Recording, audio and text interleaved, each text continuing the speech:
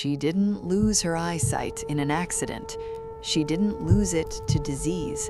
Something took it as payment.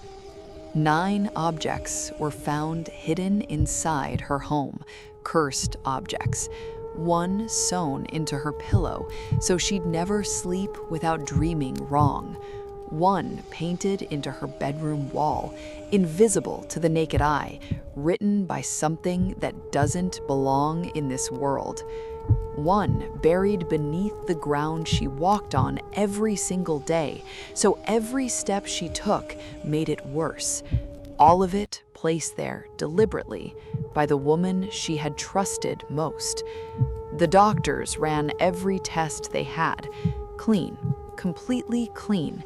No medical explanation, no logical cause, nothing. The entity that had anchored itself inside that home, the one feeding off everything being done to her, it made her father an offer. Her life or her sight. He chose her life. She has been to hospitals on 2 continents since then. She still cannot see properly. The doctors still find nothing wrong. Welcome back, everyone. I'm Sky, and if you're new here, welcome to the channel. I hope you're all doing well. I'm doing well too. Today, I'm bringing you the account of a woman who lost her eyesight, not to disease, not to an accident, but as payment. A price extracted from her in exchange for her life, after her own mother-in-law spent months using black magic to destroy her marriage, her mind, and her will to live. Stay with me from beginning to end. I promise it's worth it. And if you're not subscribed yet, hit that subscribe button and turn on the bell so you don't miss a single upload. Now, let's get into it. The person who shared this with me asked to remain anonymous. I'm going to tell it exactly the way it was given to me. No changes, no additions. This is her account. I'm writing this from a village in the Naral district. I'm keeping my name out of it. You'll understand why by the end. I want this story out there, not for shock value, but because I know there are women going through the same thing right now, and no one is telling them what it might actually be. I got married in December 2016, a love marriage. His family lived 1 house over from mine. His mother was overseas at the time, so when we married, it was just him, his father, and me. A year and a half went by. It was good, quiet, normal. Then 2018 came. His mother returned. She didn't like me. I knew that. I was dark-skinned. My family didn't have money. Those were her reasons. She never said them out loud, but I knew. In the beginning, she was kind enough. And I had lost my own mother when I was a child. 2008, she passed. So when this woman showed me warmth, I held on to it. I couldn't see what was underneath. My husband loved my cooking. Didn't matter what had happened between us during the day. At night, we'd eat together and everything would settle. That changed after his mother came home. The warmth between us started to crack. He began contacting his first wife in secret. His mother would sit right in front of me and talk to her on the phone. I didn't say anything. I didn't fight back. But things kept getting worse. His mother started telling me to go visit my father's house for a few days. 4 or 5 days, she'd say. I told her I didn't want to. I had no reason to leave. My husband didn't want me to either. But she kept pushing. Then, one day, a major fight broke out. Panic. He beat me badly. Sad, the community came together. The village elders sat down and asked me directly, "Do you want to go back to your husband's home or stay at your father's?" I had been beaten. I was physically unwell, but I said I was going back because marriage happens once, and mine had already happened. The village walked me home, but his mother wasn't done. Mysterious. She went to a village called Mosho, to a man known for doing harm, separating couples, breaking homes. She brought my hair and pieces of my clothing, things she knew how to get because she lived in the same house. She knew where I left my brush. She knew where my laundry went. Suspense. That was when it started. November 5th, 2019. Panic. I woke up and couldn't see the sight of anyone in that house. Not my husband, not anyone. All I wanted was out. My father noticed, because I was the same woman who had chosen to go back after being beaten, and now I suddenly wanted to leave. Something was wrong. He went to a spiritual healer, Sheikh Mohammed Zahruddin. The man listened, prayed, and told my father, "Someone has used black magic on your daughter. The intention is to make her walk out of her marriage, of her own free will, so it looks like her fault, her choice." My father came home. He tied a protective amulet on my left hand. He told me never to take it off. A week passed. I stayed at my husband's home. Then one morning I woke up and the amulet was gone. I searched for it, couldn't find it. And then, I don't know how to explain it, I found myself packing my bags. No fight, no argument, just packing. Like something had decided for me. I went to my father's house. He asked what happened. I told him nothing happened, but I wasn't going back. And then, without telling anyone, I walked to a lawyer's office and started the paperwork for divorce. My father followed me. He got there in time. He told the lawyer to stop. And then, quietly, without telling me, he had a fake divorce document drawn up and showed it to my mother-in-law to see how she'd react. She came to the house the next day, asking why the real papers hadn't arrived yet. She thought I had already divorced him. When I told her I hadn't, that my father had stopped me, she turned cold and walked away. She sent my husband over. He came to my father's house and screamed at me, hit me again. 2 months passed.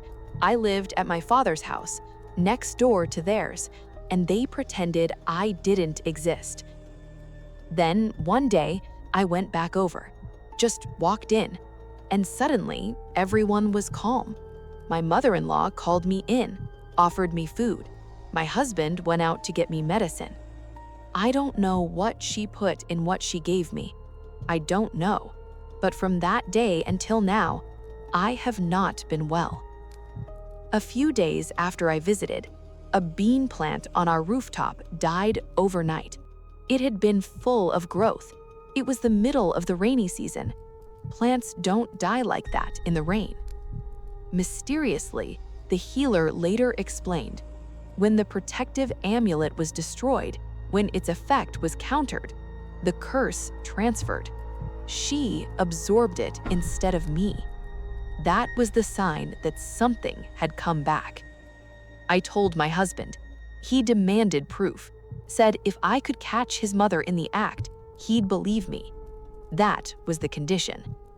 1 month more went by. My father came home. He tied a protective amulet on my left hand. He told me never to take it off. A week passed. I stayed at my husband's home.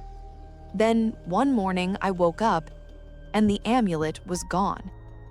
I searched for it, couldn't find it. And then, I don't know how to explain it, I found myself packing my bags. No fight, no argument, just packing. Like something had decided for me. I went to my father's house. He asked what happened. I told him nothing happened, but I wasn't going back. And then, without telling anyone, I walked to a lawyer's office and started the paperwork for divorce. My father followed me. He got there in time. He told the lawyer to stop. And then, Quietly, without telling me, he had a fake divorce document drawn up and showed it to my mother-in-law to see how she'd react. She came to the house the next day, asking why the real papers hadn't arrived yet. She thought I had already divorced him. When I told her I hadn't, that my father had stopped me, she turned cold and walked away.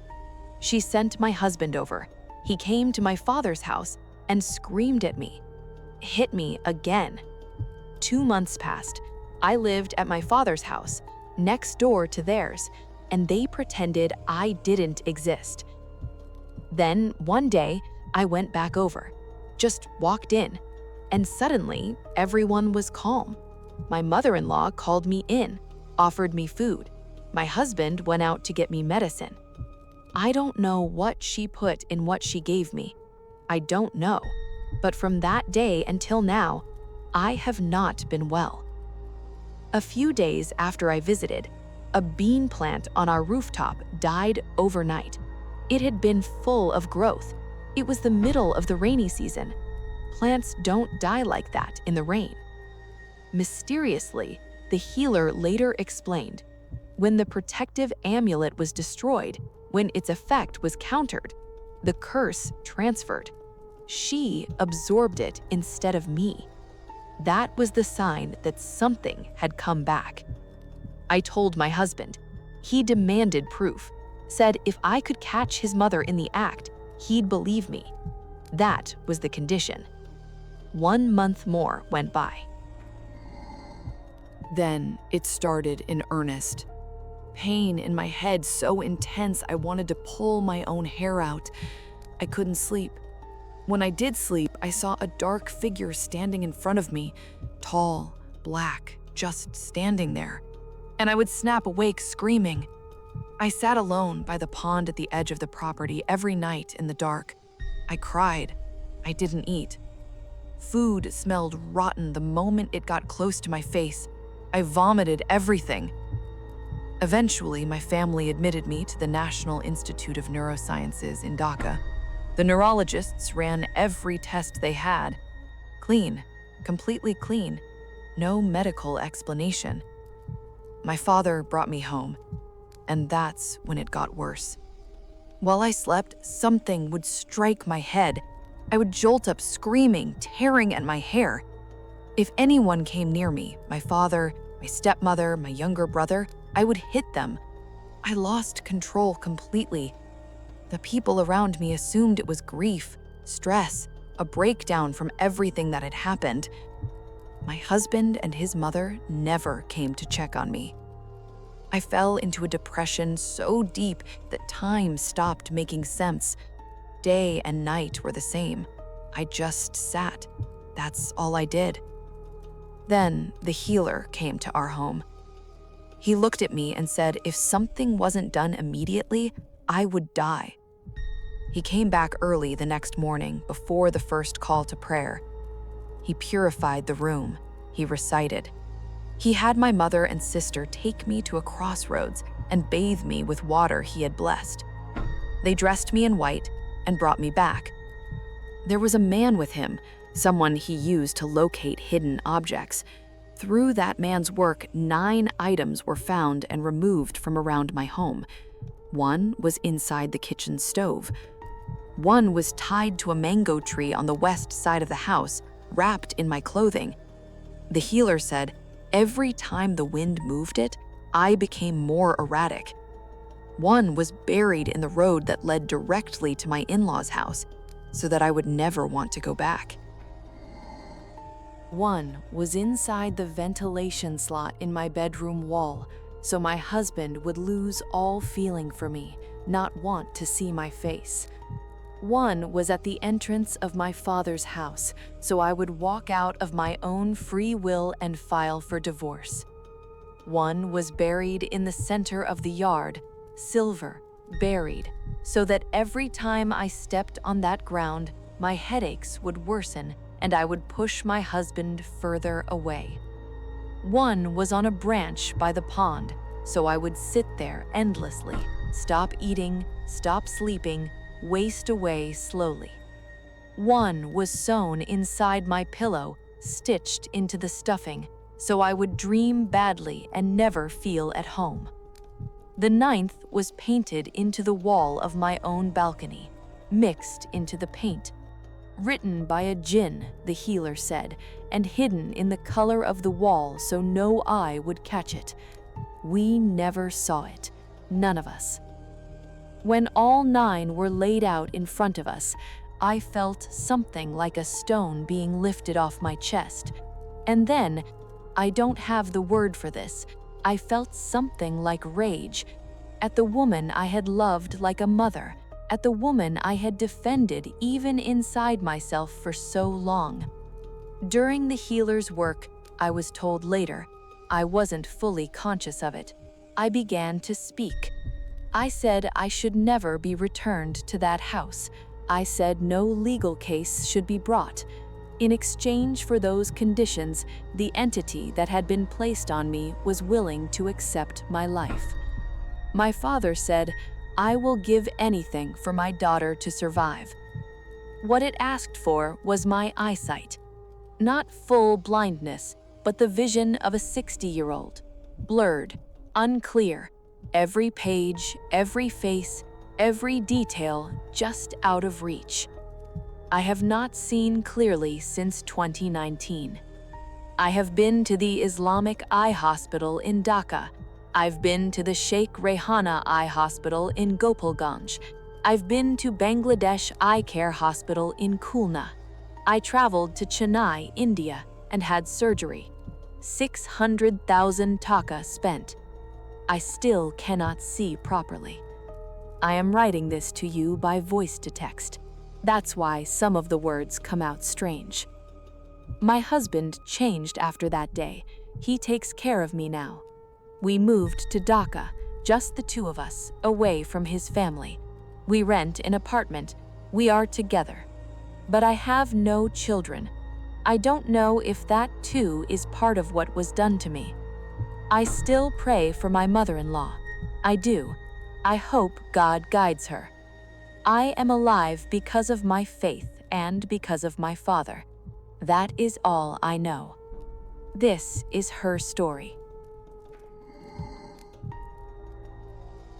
That's where her account ends. 9 objects hidden throughout a home, inside a stove, sewn into a pillow, painted into a wall, all placed by the same woman she called Mother. All found, all removed. And the price for her life? Her sight. She cannot read a page. She cannot cut her own nails. She has had surgery on 2 continents. The doctors found nothing wrong. Make of that what you will. Welcome back, everyone. I'm Sky, and if you're new here, welcome to the channel. I hope you're all doing well. I'm doing well too. Today, I'm bringing you the story of a village healer who drove out a demon, and in doing so, accidentally killed the boy he was trying to save. What happened next terrorized an entire village for months. Stay with me from beginning to end. I promise it's worth it. And if you're not subscribed yet, hit that subscribe button and turn on the bell so you don't miss a single upload. Now, let's get into it. The person who shared this with me, I'm going to tell it exactly the way it was given to me. No changes, no additions. This is their account. My name is Zahirul Islam Imran. I live in the Madrasapara area near Kamrangi Char in Dhaka. The story I'm about to tell you, it's centered around a village in the Siraj Dikha area of Munshiganj district. For reasons that will become obvious, I'm keeping the village name out of this. I collected this account just a few weeks ago. About 2 weeks before I'm telling you this, I visited a relative in that village. Through my relative, I was introduced to his grandfather, an elder, one of the most respected men in the entire village. His name is Moron Sheikh.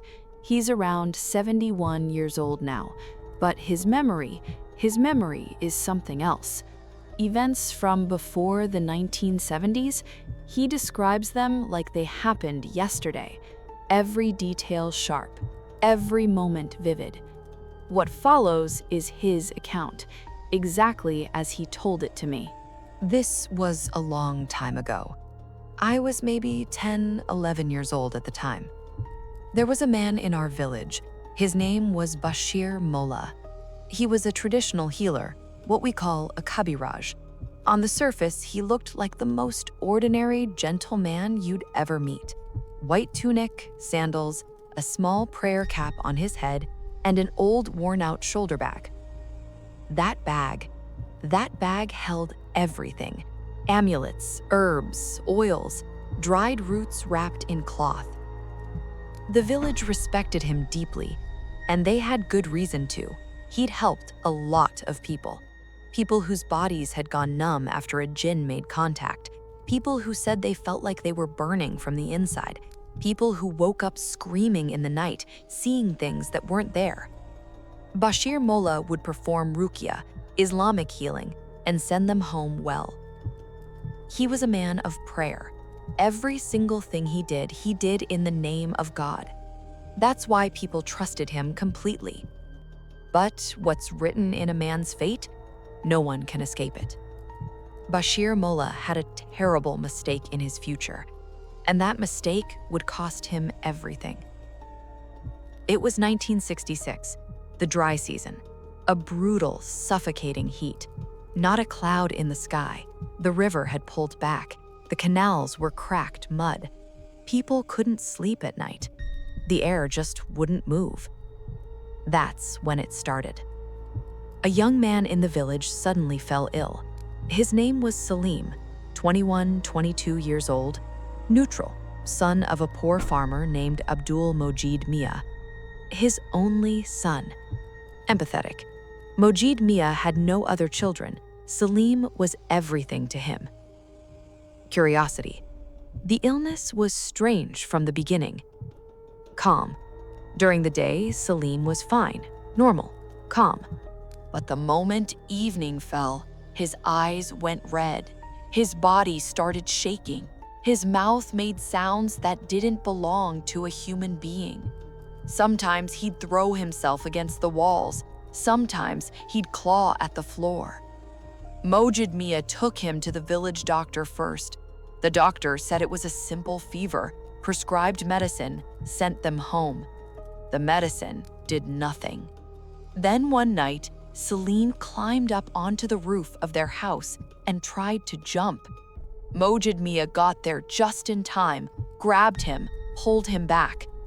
That night, his wife grabbed her husband by the arm and said through tears, "Your son has a jinn inside him. Go get Bashir Molla right now." Mojid Mia hesitated. Bashir Molla never charged poor families.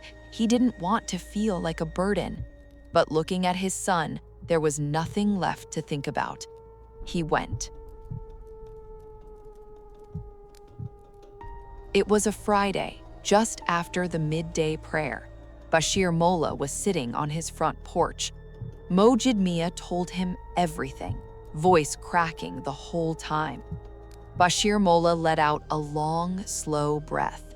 Then he said, "Go ahead, I'll be right behind you." He packed his bag, the blessed water, the oils, the tools of his work. Then he walked to Mojid Mia's house, a small tin-roofed home at the very edge of the village, with a mango tree out back and a small dirt yard out front. By the time he arrived, the afternoon was tilting toward dusk. Inside, Salim was laid out on a cot, eyes bloodshot red, hands and feet ice cold, foam at the corners of his mouth. His mother was sitting beside him, stroking his head, weeping. Neighbors had gathered in the yard. Bashir Molla walked in, looked around, and told everyone to leave, except for Mojid Mia. He said it plainly, If a third person is in the room during the ruqya, the jinn becomes more agitated, more dangerous. So Mujib Mia stayed. Everyone else went outside. The door closed. Bashir Molla locked it from the inside and began. He recited, quietly at first, moving closer to Salim as the verses filled the small room. Salim's body was trembling, eyes wide open, foam still coming. Bashir Molla reached into his bag and pulled out a small vessel of oil. He recited over it, blew across it, and reached out to apply it to Salim's forehead. That's when everything changed. The moment his hand got close, Salim's eyes snapped open, and what looked back at him from those eyes was not a 21-year-old boy. It was something else entirely. A sound came from deep in Salim's throat, not a voice, a force wearing a voice. It said, "Healer, you think you're going to push me out? You and I have unfinished business. I've been in this boy for years. You try to remove me, I will not let you walk away." Bashir Molla didn't flinch. He said, steady and firm, "I speak in the name of God. Leave this innocent body. Leave now, or you will face consequences." The thing inside Salim laughed, and the laugh was so horrifying that the people standing outside the locked door heard it. Mojid Mia's wife nearly collapsed. The neighbor women had to hold her up. Then the voice said, "Don't be stupid," scornfully. "You don't understand how deep inside this body I am, how woven into his flesh I've become. If you try to force me out, this boy will die." Bashir Molla stopped. He understood immediately.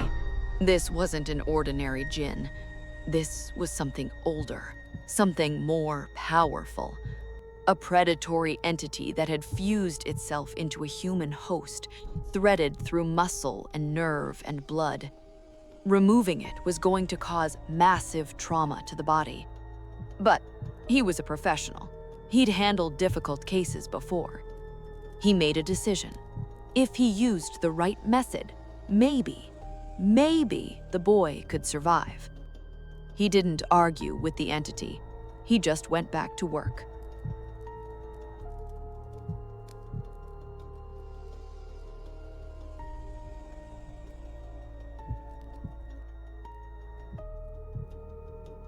He recited continuously, running his hands along Salim's body as he did. Every time he made contact, Salim screamed. His skin felt like it was burning. Blood and foam ran from his nose. Bashir Molla knew the jinn was resisting. He also knew if he stopped, the entity would grow stronger. It might turn on him. So he kept going. An hour passed. Then Salim let out a single enormous scream, and from his mouth came something dark, a black smoke, rising, spreading, filling the air. Bashir Molla thought, "It's leaving." He pushed harder, recited faster, louder, and that's where the fatal mistake happened. He was so focused on driving the entity out completely that he didn't notice what was happening to Salim's heart. It had already been weakened by weeks of this thing living inside him. The intensity of the final ruqya was more than it could take. The jinn left. The black smoke drifted out through the window like a shadow dissolving. But the moment it was gone, Salim's eyes closed. His whole body convulsed once violently, then went completely still. No breath, no movement, nothing. Bashir Molla pressed his hand to Salim's nose. Nothing. He touched the boy's skin. Cold. He stood there, in that small, hot room, and understood what he had done. In trying to save Salim, he had pushed too hard, and a boy with a damaged heart couldn't survive what he'd put him through. The jinn was gone, and so was Salim. Bashir Molla opened the door. His face was completely white, his eyes pure terror. Mojid Mia was sitting slumped on the steps outside, head down. Before anyone could say a word, his wife rushed past the door and into the room. She saw her son. The scream she let out, it stopped the entire village. Mojid Mia turned and looked at Bashir Molla with eyes like fire. He screamed, "You killed my son. You said you'd save him. You liar. You fraud. You're not a healer. You're a murderer." Bashir Molla clasped his hands together. His voice broke. "Mojid, I swear to God I made a mistake. I tried. The jinn was more powerful than anything I faced. I'm sorry. I'm so deeply sorry. Please, please forgive me." Mojid Mia couldn't hear him, not one word. He shoved Bashir Molla to the ground, hard. And then the crowd moved in. His wife, the neighbors, Dark, everyone who had been standing outside that door for the past hour, listening to their friend's child scream. They came with their hands, with sticks, with bricks and stones.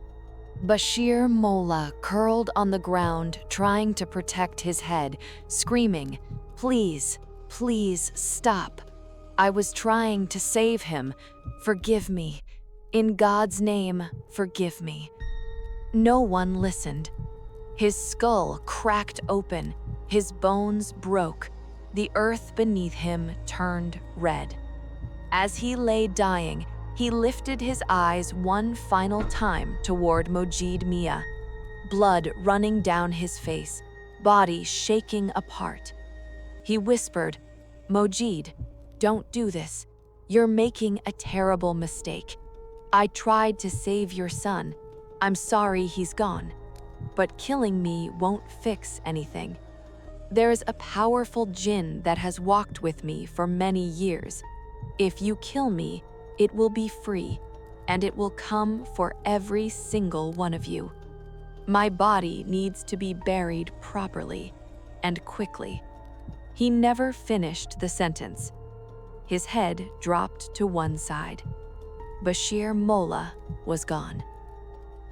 Mojid Mia stood there, looking at what he had done, his hands shaking, covered in the blood of a man who had done nothing wrong. That night, the villagers carried Bashir Molla's body to be buried. They didn't know about his final words. No one had heard the full warning. The mosque imam said the body of a murdered man should be buried by standard rites, and so it was. Standard rites, nothing more. The very next day, it started. The people who had beaten Bashir Molla to death began seeing him in their dreams, night after night, his face bloody, standing over them. He said the same thing every time, "You killed me. There will be a price." At first, people laughed it off. Dreams are just dreams. Some kept it to themselves, some rolled their eyes. Then, the dying began. The first was Hanif Mia. He had been the one who swung a stick hardest at Bashir Molla's skull.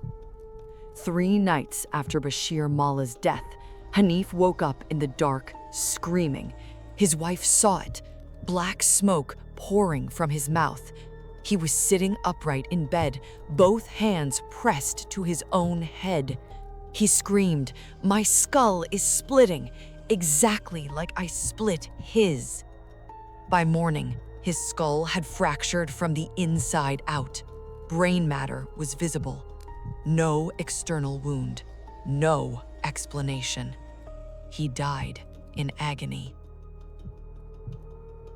The second was Rashid Sheikh. He had kicked Bashir Lala while he was on the ground and stomped on him. 7 days after Bashir Molla's burial, Rashid was sitting in his own yard when both his legs went completely numb. He screamed, "My legs are breaking! My legs are breaking!" By the next morning, both legs were shattered, bones powdered, the limbs bent at wrong angles. No fall, no accident, no medical explanation. He was dead within hours.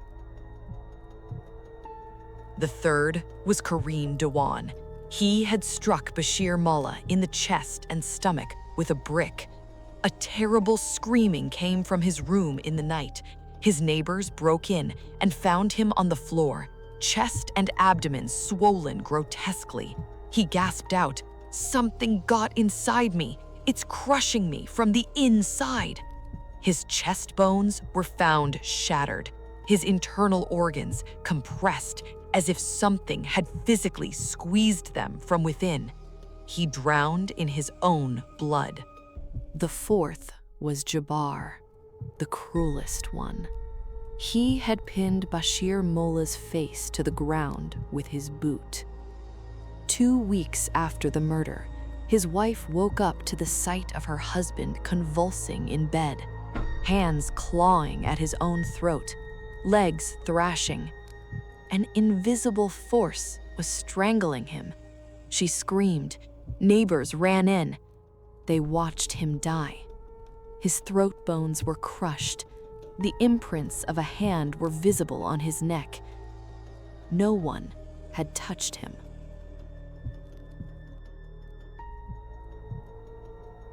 One by one, every single person who had laid hands on Bashir Mullah that day was dying.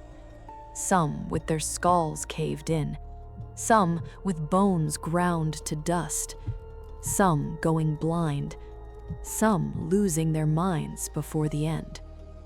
The villagers understood what was happening. It wasn't just Bashir Mollah's jinn seeking revenge. The entity that had lived inside Salim, the one Bashir Mullah had driven out, that one had joined forces with it. 2 dark powers working together, punishing a village.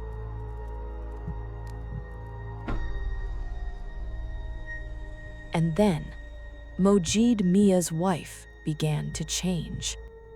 Every night, she made sounds that didn't belong to a human being. Sometimes she laughed, high and hollow. Sometimes she sobbed. Sometimes a low animal growl came from her throat. Her eyes went red. Foam came from her mouth. She'd pull her own hair out by the roots, screaming, "Give me back my son! Give him back to me!" One night, Mojid Mia woke up and found his wife sitting on the bed in the dark, tearing pieces of flesh from her own arm with her teeth. Blood had soaked through the mattress. Her face was covered in it. Her eyes had gone completely black. And she said, in a voice that wasn't hers, "Your son is already gone. Now it's your wife's turn." Mojid Mia screamed. Neighbors flooded in and tried to restrain her. She threw grown adults across the room with one arm. They had to tie her down with rope. Mojid Mia himself began to deteriorate. Deep wounds appeared on his body, no source, no explanation. Chunks of flesh were torn from his back during the night. He'd wake up to visions of Salim's face, bloody, staring, and voices in his sleep. "We took your son. Now we're coming for you." The animals in the village started dying overnight, their carcasses found with flesh missing. 3 goats were found one morning hanging from the branches of a hijal tree, eyes bulging, mouths frozen open, blood dried black down their bodies. After that, no one left their homes after dark. The night sounds were everywhere, screaming, laughter, growling. A rotten smell that settled over the village like a second night. The villagers gathered, desperate, terrified, everyone talking at once. What do we do? This can't keep going. We have to do something. The mosque imam stood up and addressed the crowd. He said, "The ones who committed this act with their own hands are already dead. God's judgment has reached them. But those of you who are still alive, you need to go to Bashir Mallah's family right now, tonight. You need to go to his wife and his children and beg their forgiveness. Tell them we did something monstrous. Tell them the whole village is suffering because of what we did. Go, fall at their feet. Ask God through their forgiveness to have mercy on this village." They went. Some of them couldn't even look up. Shame and fear were the same thing on their faces. Bashir Mallah's wife had barely spoken since the night she watched her husband beaten to death in the street. She'd sat in the corner of her house for days, silent, hollow, weeping without stopping. Her oldest son taught at the village madrasa. The whole family had been swallowed by darkness. A village elder stepped forward, voice trembling. He said, "We were wrong. Bashir Mallah gave everything he had to save that boy. We didn't see it. We chose rage over reason. And because of what we did, this village is in a nightmare it can't wake up from. We are asking for your forgiveness. We don't deserve it, but we're asking." Bashir Mallah's wife was quiet for a long moment. Then she said, "He tried so hard to save that boy. What happened was not his fault. I can't bring him back, but if you are truly sorry..." She paused. "Then I forgive you, all of you." That same night, Bashir Mallah's wife spoke again. She said, "There is someone who may be able to help this village, a scholar in the Nimtola market area of Sirajdaka, a deeply devout man. He has knowledge of these things. Maybe God will allow him to bring this to an end." The elders didn't wait. A group of them left immediately for Nimtola. They found the scholar, told him everything: Bashir Mallah's death, the jinn, the retaliation, the deaths, the state of Mojid Mia's family, the animals in the tree, all of it. They asked him, "Please, we're begging you, only you can stop this." The scholar listened carefully. His expression was unreadable. Then he was quiet for a while. He said, "I'll come, but I want you to understand, this is not one ordinary jinn. What's operating here is deep and powerful. We're in a deep, dark spiritual battle." He told the villagers to go home. He told them that when evening came, every man, woman, and child in that village needed to be inside with their doors and windows shut. No one leaves for any reason. He said, "I'll handle this. Keep your trust in God." He stayed one day and one night. When he came back out, he told the villagers, "It's done. The problem has been resolved." But no one ever learned what he actually did during that time. He never told anyone. Not a single detail about the method, the confrontation, nothing. When people pressed him, he just smiled, a quiet, calm smile, and said, "What needed to be known, I know. What needed to be done has been done. Now, give thanks to God." The villagers said his eyes held something, a kind of deep, still light that made people feel something close to awe just looking at him. He later said only this: "I have jinn who work alongside me. Through them, this matter was resolved." That was all he ever said. After that, the scholar used Ruqya to bring Mojid Mia and his wife back. Slowly, Session by session, they came back to themselves. The sounds stopped. The smell left. The village went quiet.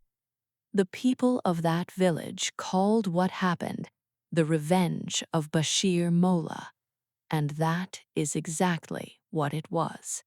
That's where this account ends. A healer trying to save a young man accidentally pushed too hard during an exorcism, and the boy's weak heart gave out. The healer was beaten to death by the boy's father and a mob of neighbors. Before he died, he warned them that killing him would free a powerful entity tied to him, and that it would come for all of them. Every single person who struck him that day died in a way that mirrored exactly what they had done to him. The deaths were witnessed. The wounds were real. No explanation was ever found. Make of that what you will. If you've experienced something that couldn't be explained, drop it in the comments. I read every single one. Stay safe out there.